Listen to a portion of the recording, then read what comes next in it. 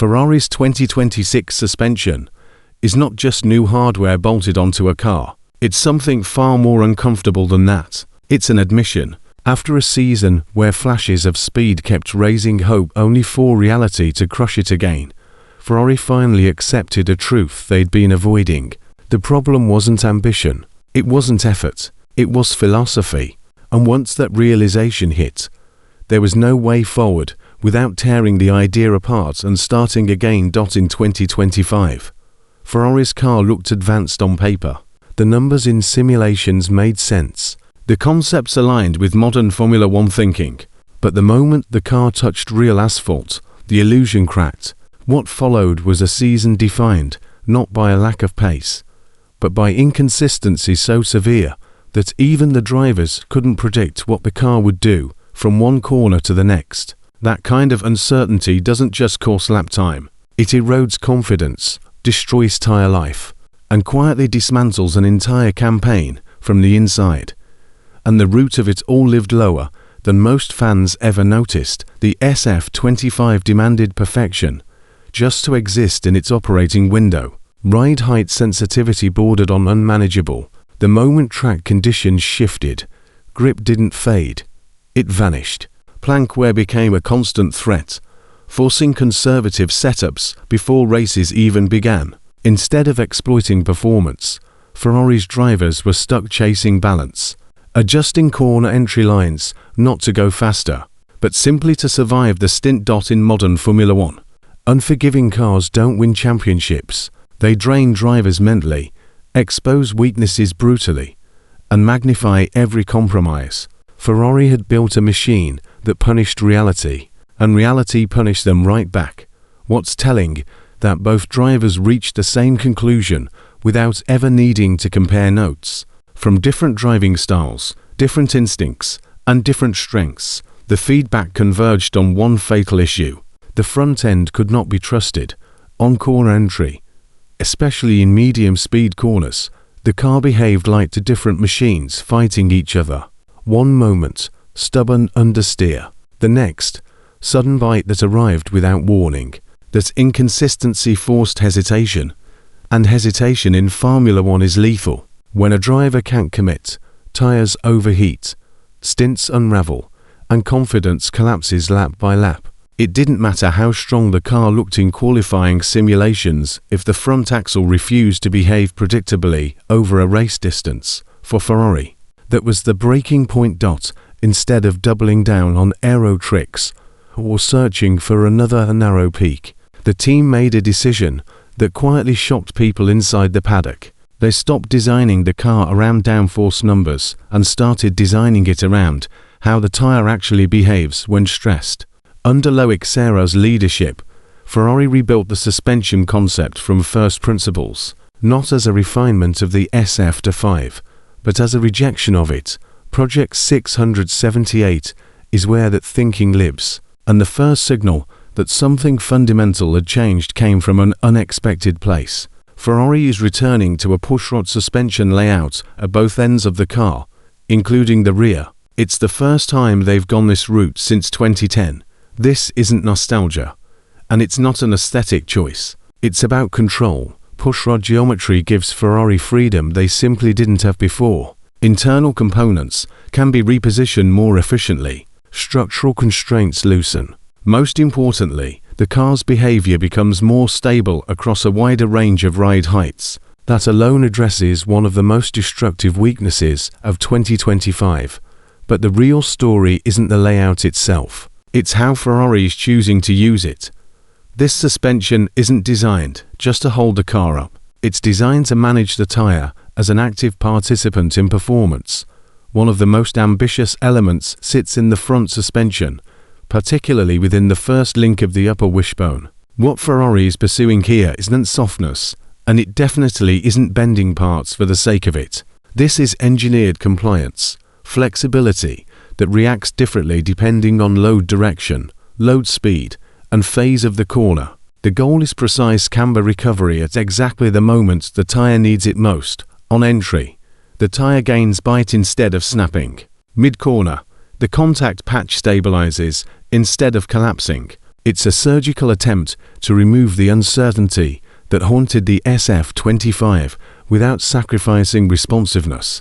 And while rumors suggest this approach pushed extremely close to regulatory boundaries, everything we know so far indicates Ferrari designed it to pass static tests cleanly, while behaving differently under real-world forces at speed. It's a narrow window. Ferrari believes they've found it. That confidence matters, because the risks are real. Controlled flexibility invites scrutiny. Aggressive geometry increases complexity. Every new interpretation creates new failure modes. But playing it safe delivered nothing in 2025. Ferrari learned the hard way that a concept which survives simulations but collapses on track is worse than useless. It's misleading. What makes this suspension rethink truly decisive is that it doesn't exist in isolation.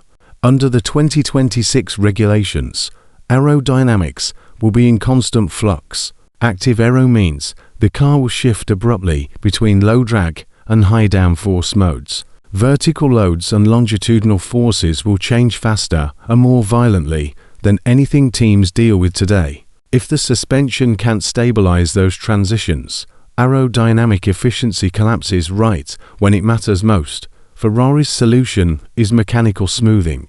Instead of allowing aero mode changes to spike loads into the chassis, the suspension absorbs and filters those transitions.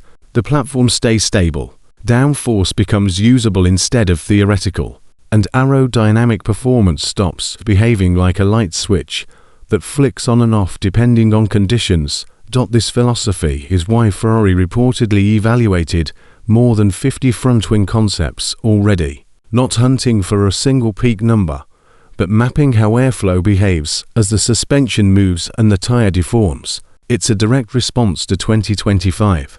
When wind tunnel gains evaporated, the moment the car ran at realistic ride heights on track. For 2026, no aerodynamic idea is being greenlit without understanding how it interacts with suspension kinematics and tire behavior. The rear of the car tells a quieter, but equally important story. Switching to a push rod layout unlocks tighter packaging around the gearbox and diffuser, cleaner airflow, reduced sensitivity to plank wear. In 2025, Ferrari repeatedly found themselves forced into lift and coast strategies and conservative ride heights just to remain legal. Performance was being sacrificed before lights out. A more stable rear platform finally gives them setup freedom.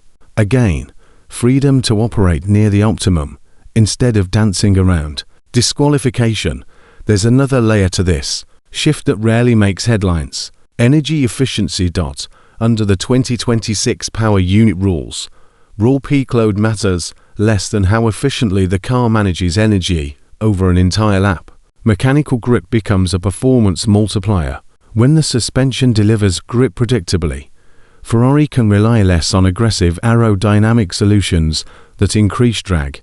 That aligns perfectly with power unit strategies focused on recovery, deployment, and lap-long efficiency instead of short bursts of performance.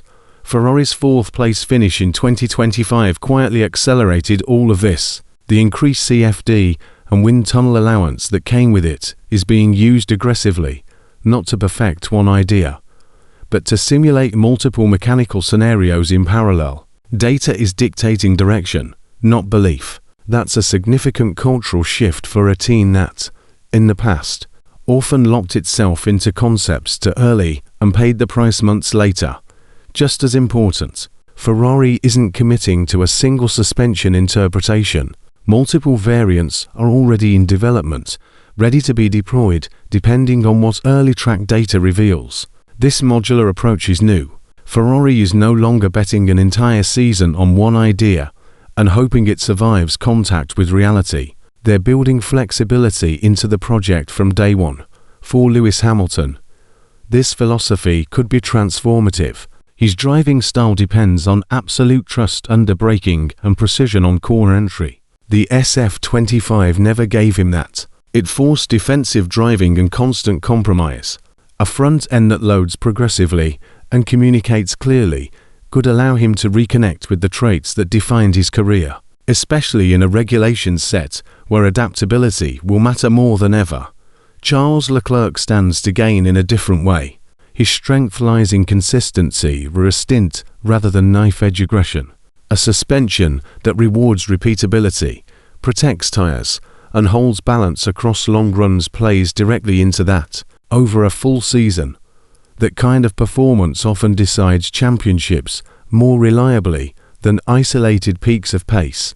Ferrari has also changed how development feedback flows internally. Instead of filtering driver input through fragmented departments, Hamilton and Leclerc now feed directly into cross-functional groups combining vehicle dynamics, aero, and tire specialists that reduces interpretation loss and turns feedback into tangible design changes faster. Less discussion, more action.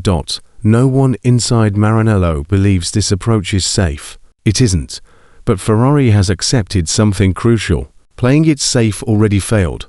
What they've revealed about their 2026 suspension isn't just a technical update, it's a statement of intent. Ferrari is no longer designing a car that demands perfection to function.